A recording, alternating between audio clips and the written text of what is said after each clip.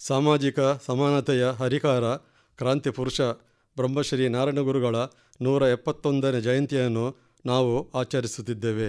ಕೇರಳ ರಾಜ್ಯದ ತಿರುವನಂತಪುರದಿಂದ 12 ಕಿಲೋಮೀಟರ್ ಉತ್ತರಕ್ಕೆ ಚೆಂಬಳಂತೆ ಎಂಬ ಗ್ರಾಮದಲ್ಲಿ ಈಳವ ಜಾತಿಯ ಕೃಷಿಕ ಕುಟುಂಬದ ಮಾಡಾನ್ ಆಶನ್ ಮತ್ತು ಕುಟ್ಟಿ ಅಮ್ಮಳ್ ದಂಪತಿಗಳಿಗೆ 3 ಹೆಣ್ಣು ಮಕ್ಕಳ ನಂತರ 4ನೆಯ ಗಂಡು ಮಗುವಾಗಿ 18/9/1854 ಓಣಂ ಹಬ್ಬದ ಶತಭಿಷ ನಕ್ಷತ್ರದಂದು ಅಪೂರ್ವ ಶಿಶುವಿನ ಜನನವಾಯಿತು.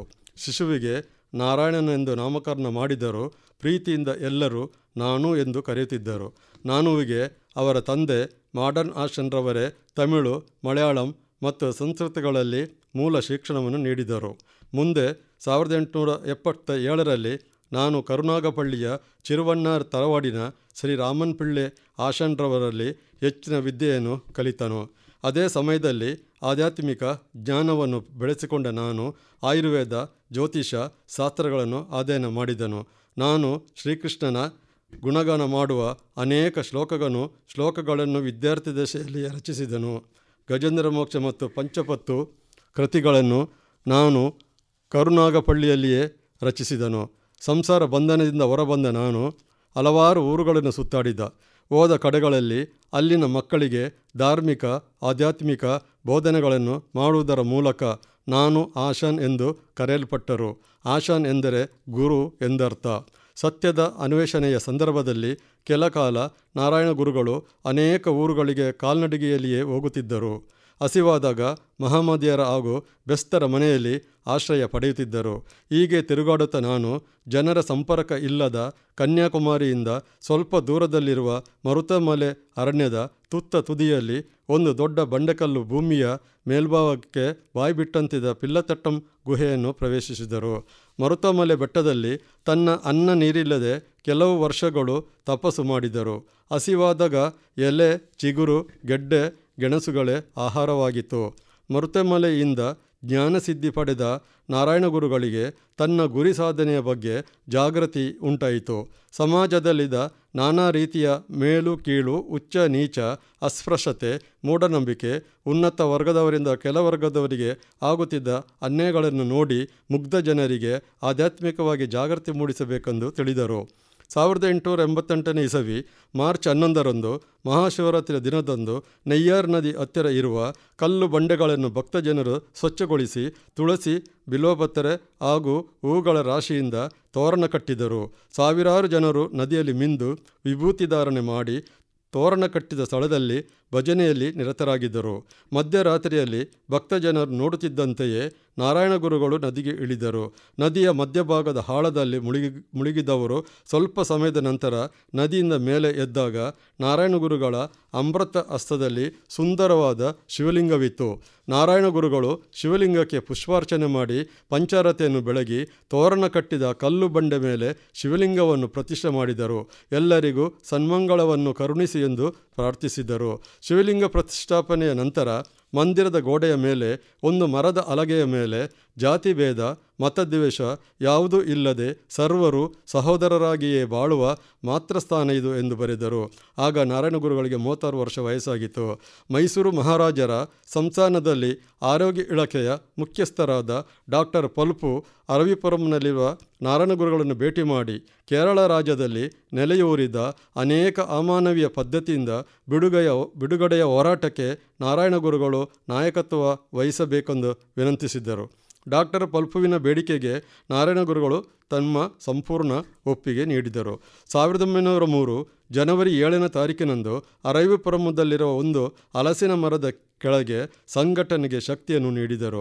ಸೇರಿದ ಭಕ್ತ ಸಮೂಹಕ್ಕೆ ಸಂಘಟನೆಯಿಂದ ಶಕ್ತಿಯುತರಾಗಿರಿ ಎಂದು ಆಶೀರ್ವದಿಸಿದರು. ಸಂಘಟನೆಗೆ ಶ್ರೀ ನಾರಾಯಣ ಧರ್ಮ ಪರಿಪಾಲನಾ ಯೋಗಂ ಎಂದು ಹೆಸರನ್ನು ಇಟ್ಟರು. 1912ರ ಸುಮಾರಿಗೆ ನಾರಾಯಣ ಗುರುಗಳು ವರ್ಕಳದಲ್ಲಿ ತಮ್ಮ ಆಶ್ರಮವನ್ನು ಸ್ಥಾಪಿಸಿದರು.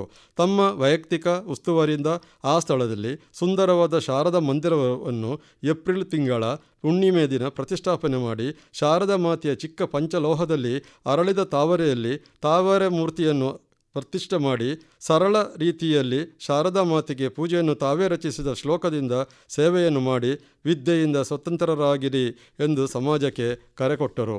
ಶಾರದಾ ಮಂದಿರದಲ್ಲಿ ಮಗುವಿಗೆ ಅನ್ನಪ್ರಾಶನ, ವಿದ್ಯಾರಂಭ ಮತ್ತು ಸರಳ ವಿವಾಹಕ್ಕೆ ಕರೆ ಕೊಟ್ಟರು. ಹಾಗೂ ಅಂತರ್ಜಾತಿ ವಿವಾಹ ತಪ್ಪಲ್ಲ ಎಂದು ತಿಳಿಸಿದರು. ಆ ಕಾಲದಲ್ಲಿ ಮಂಗಳೂರಿನ ಸಾಹುಕಾರ ಕೊರಗಪ್ಪನವರು ಮುಸಲ್ಮಾನ ಬಂಧುವವರ ಜತೆಯಲ್ಲಿ ಪಾಲುದಾರಿಕೆ ವ್ಯಾಪಾರ ಮಾಡುತ್ತಿದ್ದರು ಮತ್ತು ಆಗಾಗ ಕೇರಳ ರಾಜ್ಯಕ್ಕೆ ಹೋಗುತ್ತಿದ್ದರು. ಕೇರಳದಲ್ಲಿ ನಾರಾಯಣಗುರುಗಳು ಮಾಡುತ್ತಿದ್ದ ಸಾಮಾಜಿಕ ಹಾಗೂ ಧಾರ್ಮಿಕ ಕ್ರಾಂತಿಗಳ ಪರಿಚಯವು ಅವರಿಗೆ ಇತ್ತು. ಸಾಹುಕಾರ ಕೊರಗಪ್ಪ ಮತ್ತು ಅವರ ಮಿತ್ರ ವರ್ಗದವರು ಕೇರಳದ ಕಣ್ಣನೂರಿಗೆ ತೆರಳಿ ಇಲ್ಲಿಯ ಸ್ಥಿತಿಗತಿಗಳನ್ನು ನಾರಾಯಣಗುರುಗಳಿಗೆ ವಿವರಿಸಿದರು. ನಾರಾಯಣಗುರುಗಳು ಮಂಗಳೂರಿಗೆ ಬರುವ ದಿನವನ್ನು ಪತ್ರದ ಮೂಲಕ ತಿಳಿಸುವುದಾಗಿಯೂ ಭರವಸೆ ಇತ್ತರು. ಶ್ರೀ ನಾರಾಯಣಗುರುಗಳು 1908ರಲ್ಲಿ ಮಂಗಳೂರಿಗೆ ಆಗಮಿಸಿದರು. ಸಾಹುಕಾರ ಕೊರಗಪ್ಪ ಅವರ ಮಿತ್ರರು ಸೇರಿ ಮಂಗಳೂರು ಕೇಂದ್ರ ರೈಲ್ವೆ ನಿಲ್ದಾಣದಲ್ಲಿ ಅವರನ್ನು ಸ್ವಾಗತಿಸಿದರು. ನಂತರ ಕ್ಷೇತ್ರ ನಿರ್ಮಾಣ ಮಾಡಲು ಹಲವು ಸ್ಥಳಗಳನ್ನು ನೋಡಿದ್ದರೂ ಈಗ ಇರುವ ಶ್ರೀ ಗೋಕರ್ಣನಾಥ ಕ್ಷೇತ್ರದ ಸ್ಥಳವೇ ಸೂಕ್ತ ಎಂದು ತಿಳಿಸಿದರು. 1909ರಲ್ಲಿ ಎರಡನೇ ಬಾರಿ ಮಂಗಳೂರಿಗೆ ಬಂದ ನಾರಾಯಣಗುರುಗಳು ಕ್ಷೇತ್ರಕ್ಕೆ ಶಿಲಾನ್ಯಾಸ ಮಾಡಿ ತಾತ್ಕಾಲಿಕವಾಗಿ ಚಿಕ್ಕ ಗುಡಿಯೊಂದನ್ನು ನಿರ್ಮಾಣ ಮಾಡಿಸಿ ಅದರಲ್ಲಿ ಶಿವಪಾರ್ವತಿಯ ಭಾವಚಿತ್ರವನ್ನು ಪ್ರತಿಷ್ಠೆ ಮಾಡಿದರು. ಶ್ರೀ ವೆಂಕಟೇಶ ಶಿವಭಕ್ತಿ ಯೋಗ ಸಂಘಟನೆಯ ಮೂಲಕ ನಿತ್ಯ ಭಜನೆ ಮಾಡಲು ತಿಳಿಸಿ ಶಿವಗಿರಿಗೆ ಹಿಂತಿರುಗಿದರು. ಸಾಹುಕಾರ ಕೊರಗಪ್ಪನವರ ನೇತೃತ್ವದ ದೇವಸ್ಥಾನ ಸಮಿತಿಯವರು ದೇವಸ್ಥಾನದ ಕೆಲಸವೆಲ್ಲ ಮುಗಿದ ನಂತರ ನಾರಾಯಣ ಗುರುಗಳಿಗೆ ಪತ್ರ ಬರೆದರು. 1912ರ ಫೆಬ್ರವರಿ ತಿಂಗಳ ಹುಣ್ಣಿಮೆಯ 21ನೇ ತಾರೀಕಿನಂದು ಮಹಾಶಿವರಾತ್ರಿಗೆ ನಾರಾಯಣ ಗುರುಗಳು ಶಿವಲಿಂಗವನ್ನು ಪ್ರತಿಷ್ಠೆ ಮಾಡಿ ಶ್ರೀ ಗೋಕರ್ಣನಾಥ ಎಂದು ಹೆಸರನ್ನು ಕೊಟ್ಟರು. ದೇವಸ್ಥಾನಗಳಿಗೆ ಪ್ರವೇಶ ಇಲ್ಲದ ಹಿಂದುಳಿದ ಎಲ್ಲ ಶೋಷಿತ ವರ್ಗದವರಿಗೂ ಕ್ಷೇತ್ರ ಪ್ರವೇಶಕ್ಕೆ ಮುಕ್ತ ಅನುಮತಿಯನ್ನು ಕೊಟ್ಟರು. ಮಾನವ ನಿರ್ಮಿತ ಆಧ್ಯಾತ್ಮಿಕ ಬಂಧನದ ಗುಲಾಮಗಿರಿಯಿಂದ ಈ ಜನರನ್ನು ನಾರಾಯಣಗುರುಗಳು ಸದ್ದಿಲ್ಲದೆ ಬಿಡುಗಡೆ ಮಾಡಿದರು. ಕೇಂದ್ರ ಸರ್ಕಾರದ ಮಾಜಿ ವಿತ್ತ ಸಚಿವರಾದ ಶ್ರೀ ಜನಾರ್ದನ ಪೂಜಾರಿಯವರ ನೇತೃತ್ವದಲ್ಲಿ ಕ್ಷೇತ್ರವನ್ನು ನವೀಕರಣ ಮಾಡಿ 8/2/1991ರಂದು ಉದ್ಘಾಟಿಸಲಾಯಿತು. ಈಗ ಗೋಕರ್ಣನಾಥ ಕ್ಷೇತ್ರವು ನಡೆಸುವ ಶಾರದಾ ಮಾತೆಯ ವೈಭವದ ಶೋಭಾಯಾತ್ರೆಯು ಮಂಗಳೂರು ದಸರಾ ಎಂದು ವಿಶ್ವಪ್ರಸಿದ್ಧವಾಗಿದೆ. 1888 ಮಾರ್ಚ್ 11ರಂದು ಅರವಿಪುರಂ ನಯ್ಯಾರ್ ನದಿಯಿಂದ ಶಿಲ್ಪಿ ಮುಟ್ಟದ ಒಂದು ಕಲ್ಲನ್ನು ಶಿವಲಿಂಗವಾಗಿ ಪ್ರತಿಷ್ಠೆ ಮಾಡಿ ಕರ್ನಾಟಕದ ಏಕೈಕ ಕ್ಷೇತ್ರ ಪ್ರತಿಷ್ಠೆ ಸೇರಿ 1927ರ ಕಳಂಗೋಡು ಕನ್ನಡಿ ಪ್ರತಿಷ್ಠೆಯೊಂದಿಗೆ ನಾರಾಯಣ ಗುರುಗಳು ಕರ್ನಾಟಕ, ಕೇರಳ, ತಮಿಳುನಾಡು ಸೇರಿ ಸ್ವಹಸ್ತದಿಂದ 41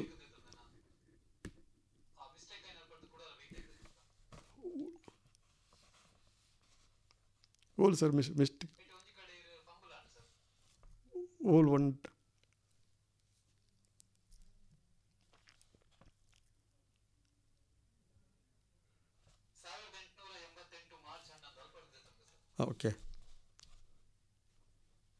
1888 ಮಾರ್ಚ್ 11ರಂದು ಅರವಿಪುರಂ ನಯ್ಯಾರ್ ನದಿಯಿಂದ ಶಿಲ್ಪಿ ಮುಟ್ಟದ ಒಂದು ಕಲ್ಲನ್ನು ಶಿವಲಿಂಗವಾಗಿ ಪ್ರತಿಷ್ಠೆ ಮಾಡಿ ಕರ್ನಾಟಕದ ಏಕೈಕ ಕ್ಷೇತ್ರ ಪ್ರತಿಷ್ಠೆ ಸೇರಿ 1927ರ ಕಳಂಗೋಡು ಕನ್ನಡಿ ಪ್ರತಿಷ್ಠೆಯೊಂದಿಗೆ ನಾರಾಯಣ ಗುರುಗಳು ಕರ್ನಾಟಕ, ಕೇರಳ, ತಮಿಳುನಾಡು ಸೇರಿ ಸ್ವಹಸ್ತದಿಂದ 41 ಕ್ಷೇತ್ರವನ್ನು ಪ್ರತಿಷ್ಠೆ ಮಾಡಿ ತನ್ನ ಶಿಷ್ಯರಿಂದ 40 ಕ್ಷೇತ್ರದೊಂದಿಗೆ ಸುಮಾರು 81 ಕ್ಷೇತ್ರವನ್ನು ಪ್ರತಿಷ್ಠೆ ಮಾಡಿ ಪ್ರಪಂಚದಲ್ಲಿ ಯಾವ ದಾರ್ಶನಿಕರೂ ಮಾಡದ ಒಂದೇ ಜಾತಿ, ಒಂದೇ ಮತ, ಒಂದೇ ದೇವರು ಮನುಷ್ಯರಿಗೆ ಎಂಬ ವಿಶ್ವ ಮಾನವ ತತ್ವವನ್ನು ಸಾರಿ ಅನುಷ್ಠಾನಕ್ಕೆ ತಂದವರು ಜಗದ್ಗುರು ಬ್ರಹ್ಮಶ್ರೀ ನಾರಾಯಣ ಗುರುಗಳು. ನಾರಾಯಣ ಗುರುಗಳ ಶಿಷ್ಯ ಸಮೂಹದಲ್ಲಿ ಅತ್ಯಂತ ಹೆಚ್ಚಿನ ಶಿಕ್ಷಣ ಪಡೆದವರೆಂದರೆ ನಟರಾಜ ಗುರು ಒಬ್ಬರೇ. ನಾರಾಯಣ ಗುರುಗಳ ಆಶೀರ್ವಾದ ಪಡೆದು 1923ರಲ್ಲಿ ಶ್ರೀನಾರಾಯಣ ಗುರುಕುಲವನ್ನು ಪ್ರಾರಂಭಿಸಿದರು. ನಾರಾಯಣ ಗುರುಕುಲ ದೇಶ ವಿದೇಶಗಳಲ್ಲಿ ಕಾರ್ಯನಿರ್ವಹಿಸುತ್ತಿದೆ. ನಾರಾಯಣ ಗುರುಕುಲದ ಮೂಲ ಕೇಂದ್ರ ಶಿವಗಿರಿ. ವಿಶ್ವಕವಿ ರವೀಂದ್ರನಾಥ ಠಾಗೂರರು ಶಿವಗಿರಿಗೆ 22/11/1922ರಂದು ಬಂದು ನಾರಾಯಣ ಗುರುಗಳನ್ನು ಭೇಟಿಯಾದರು. ಠಾಗೂರರು ನಾರಾಯಣ ಗುರುಗಳಲ್ಲಿ ಮಾತನಾಡುತ್ತಾ, ಸ್ವಾಮಿಗಳನ್ನು ನೋಡಿದ ಕೂಡಲೇ ನನ್ನ ಹೃದಯ ಬದಲಾವಣೆಯ ಕ್ಷಣವನ್ನು ಅನುಭವಿಸಿತು. ಸ್ವಾಮಿಗಳು ನಿರ್ವಹಿಸುತ್ತಿರುವ ಸಾಧನೆಗಳಿಗೆ ನನ್ನ ಅಭಿನಂದನೆಗಳು ಎಂದು ಹೇಳಿದರು. ಸುಮಾರು 1 ಗಂಟೆಯ ಕಾಲ ಇಬ್ಬರ ಮಾತುಕತೆ ಮುಂದುವರಿದಿತು. ನಂತರ ನಾರಾಯಣ ಗುರುಗಳು ಅತಿಥಿಗಳನ್ನು ಬೀಳ್ಕೊಟ್ಟರು. ರವೀಂದ್ರನಾಥ ಠಾಗೂರರು ತಮ್ಮ ಜೀವನ ಚರಿತ್ರೆಯಲ್ಲಿ, ನಾನು ವಿಶ್ವದ ನಾನಾ ದೇಶಗಳನ್ನು ಸಂಚರಿಸಿದ್ದೇನೆ, ಎಷ್ಟೋ ಮಹರ್ಷಿಗಳನ್ನು, ಪುಣ್ಯ ಪುರುಷರನ್ನು ಕಂಡಿದ್ದೇನೆ. ಆದರೆ ಮಲಯಾಳದ ಸ್ವಾಮಿ ನಾರಾಯಣಗುರುಗಳಷ್ಟು ಆಧ್ಯಾತ್ಮಿಕ ಔನ್ನತ್ಯವನ್ನು ಪಡೆದ ವಿಭೂತಿ ಪುರುಷರನ್ನು ಬೇರೆಲ್ಲೂ ಕಂಡಿಲ್ಲ. ಈಶ್ವರ ಸಾಕ್ಷಾತ್ಕಾರದಿಂದ ತೇಜೋಮಯವಾದ ಆ ಮುಖವು, ಯೋಗ ದೃಷ್ಟಿಯುಳ್ಳ ಆ ಕಣ್ಣುಗಳು ನನ್ನ ಸ್ಮರಣೆಯಲ್ಲಿ ಅಚ್ಚಳಿಯದೆ ಉಳಿದಿದೆ ಎಂದಿದ್ದಾರೆ. ಅಂತಾರಾಷ್ಟ್ರೀಯ ಮಟ್ಟದಲ್ಲಿ ಖ್ಯಾತಿ ಪಡೆದ ವೈಕಂ ಸತ್ಯಾಗ್ರಹದ ಸಂದರ್ಭದಲ್ಲಿ ಮಹಾತ್ಮ ಗಾಂಧಿಯವರು ಶಿವಗಿರಿಗೆ ತಾರೀಖು 12/3/1925 ಭೇಟಿ ನೀಡಿದ್ದರು. ಸತ್ಯಾಗ್ರಹ ನಡೆಯುವ ಸಂದರ್ಭದಲ್ಲಿ ಮಹಾತ್ಮ ಗಾಂಧಿ ಸೇರಿದಂತೆ ರಾಷ್ಟ್ರದ ಅನೇಕ ಗಣ್ಯರು ಶಿವಗಿರಿಗೆ ಭೇಟಿ ನೀಡಿದರು. ವಿನೋಬಾ ಭಾವೆ, ಸ್ವಾಮಿ Shraddhananda, Rajagopalachari, barrister George Joseph ಮೊದಲಾದವರು ಪ್ರಮುಖ ಗಣ್ಯರು. 1924 ಫೆಬ್ರವರಿ ತಿಂಗಳಲ್ಲಿ ಆಲುವೆಯ ಅದ್ವೈತಾಶ್ರಮದಲ್ಲಿ ವಿಶ್ವಧರ್ಮ ಸಮ್ಮೇಳನವನ್ನು ಏರ್ಪಡಿಸಿದರು. ಏಷ್ಯಾ ಖಂಡದಲ್ಲಿಯ ಪ್ರಥಮ ಬಾರಿಗೆ ನಡೆದ ಸರ್ವಧರ್ಮ ಸಮ್ಮೇಳನವಾಗಿತ್ತು ಅದು. ವೇದಿಕೆಯ ಪ್ರವೇಶದ್ವಾರದಲ್ಲಿ ಈ ಸಮ್ಮೇಳನವು ವಾದಿಸಲು, ವಾದಿಸಿ ಜಯಿಸಲು ಅಲ್ಲ, ನಿಮ್ಮಿಂದ ತಿಳಿಯಲು, ನಮ್ಮದನ್ನು ತಿಳಿಸಲು ಸೇರುತ್ತೇವೆ ಎಂಬ ನುಡಿಗಳನ್ನು ಫಲಕದಲ್ಲಿ ಬರೆದಿದ್ದರು. ಸಮ್ಮೇಳನಕ್ಕೆ ಕ್ರೈಸ್ತ, ಮುಸ್ಲಿಮು, ಹಿಂದೂ, ಬೌದ್ಧ, ಜೈನ ಮೊದಲಾದ ಮತ ಪಂಡಿತರನ್ನು ಆಮಂತ್ರಿಸಿದ್ದರು. ಮಡರಾಸ್ ರಾಜ್ಯದ ಉಚ್ಚ ನ್ಯಾಯಾಲಯದ ನ್ಯಾಯಮೂರ್ತಿ ಶ್ರೀ ಸದಾಶಿವ ಅಯ್ಯರ್ ಅಧ್ಯಕ್ಷತೆ ವಹಿಸಿದ್ದರು. 1928ರಲ್ಲಿ ನಾರಾಯಣಗುರುಗಳು ಕೋಟಯಂ ನಾಗಪಡಂ ಕ್ಷೇತ್ರದಲ್ಲಿ ವಿಶ್ರಾಂತಿ ಪಡೆಯುತ್ತಿದ್ದರು. ನಾರಾಯಣಗುರುಗಳ ಗೃಹಸ್ಥ ಶಿಷ್ಯರಾದ ವಲ್ಲಭಶೇರಿ ಗೋವಿಂದನ್ ವೈದ್ಯರು, ಟಿ.ಕೆ. ಕಿಟ್ಟನ್ ರೈಟರ್ ತಮ್ಮ ಸಹೋದ್ಯೋಗಿಗಳ ಜೊತೆ ಬಂದು ಶಿವಗಿರಿಯನ್ನು ತೀರ್ಥಕ್ಷೇತ್ರವನ್ನಾಗಿ ಮಾಡಬೇಕೆಂದು ವಿನಯದಿಂದ ಕೇಳಿದರು. ಅದಕ್ಕೆ ಒಪ್ಪಿದ ನಾರಾಯಣಗುರುಗಳು ತೀರ್ಥಕ್ಷೇತ್ರಕ್ಕೆ ವರ್ಷಕ್ಕೆ ಒಂದು ದಿನ ಡಿಸೆಂಬರ್ ತಿಂಗಳ 31ನೇ ತಾರೀಕಿನಂದು ಸರಳ ವ್ರತ ಆಚರಿಸಿ ದೇಹ ಶುದ್ಧಿ, ಆಹಾರ ಶುದ್ಧಿ, ಮನಸ್ಸು ಶುದ್ಧಿ, ವಚನ ಶುದ್ಧಿ, ಕ್ರಿಯಾಶುದ್ಧಿಯೊಂದಿಗೆ 10 ದಿನಗಳ ಪಂಚಶುದ್ಧಿಗಳನ್ನು ಪಾಲಿಸಿ ಹಳದಿ ವಸ್ತ್ರ ಧಾರಣೆ ಮಾಡಿ ಯಾತ್ರಾರ್ಥಿಗಳು ಶಾಂತಿ ಸೌಜನ್ಯದಿಂದ ಸರಳವಾಗಿ ಶಿವಗಿರಿಗೆ ತೀರ್ಥಾಟನೆಗೆ ಬರಬೇಕೆಂದು ಒಪ್ಪಿಗೆ ನೀಡಿದರು. ತಲಶೇರಿ ಜಗನ್ನಾಥ ಕ್ಷೇತ್ರದಲ್ಲಿ 13/3/1927 ಜೀವಿತ ಕಾಲದಲ್ಲಿಯೇ ನಾರಾಯಣಗುರುಗಳ ಕಂಚಿನ ಪ್ರತಿಮೆಯನ್ನು ನಾರಾಯಣಗುರುಗಳ ಸಮ್ಮುಖದಲ್ಲಿ ಸನ್ಮಾನ್ಯ ಎನ್.ಎಸ್. ರಾಮರಾವು, ಬ್ರಹ್ಮವಿದ್ಯಾ ಸಂಘದ ಓರ್ವ ಪ್ರಧಾನ ಸದಸ್ಯರು ಮತ್ತು ಸಮಾಜದ ಗಣ್ಯ ಮುಖಂಡರಿಂದ ಅನಾವರಣ ಮಾಡಲಾಯಿತು. ಜೀವಿತ ಕಾಲದಲ್ಲಿಯೇ ಮೂರ್ತಿ ಪ್ರತಿಷ್ಠೆ ಮಾಡಿದ ಲೋಕದ ಏಕೈಕ ಸಂತ ನಾರಾಯಣಗುರುಗಳು. ದೈವ ದಶಕಂ ಸೇರಿ ಮಲಯಾಳಂ, ಸಂಸ್ಕೃತ, ತಮಿಳು ಭಾಷೆಗಳಲ್ಲಿ ಸುಮಾರು 64 ಕೃತಿಗಳನ್ನು ರಚನೆ ಮಾಡಿದ್ದಾರೆ.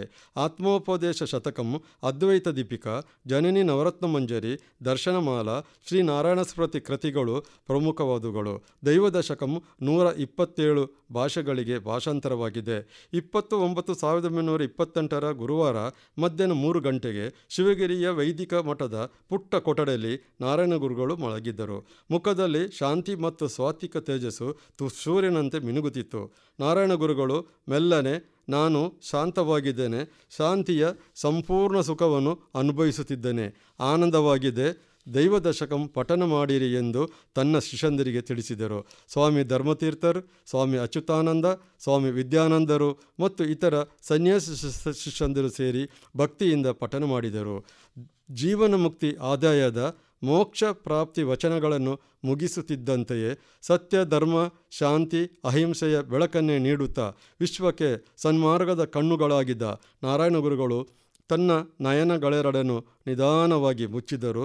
ಬ್ರಹ್ಮಶ್ರೀ ನಾರಾಯಣ ಗುರುಗಳು ತನ್ನ ನಶ್ವರ ಶರೀರವನ್ನು ತ್ಯಜಿಸಿ ಮಹಾಸಮಾಧಿಯನ್ನು ಪ್ರವೇಶಿಸಿದರು. ಆಗ ಅವರಿಗೆ 73 ವರ್ಷ.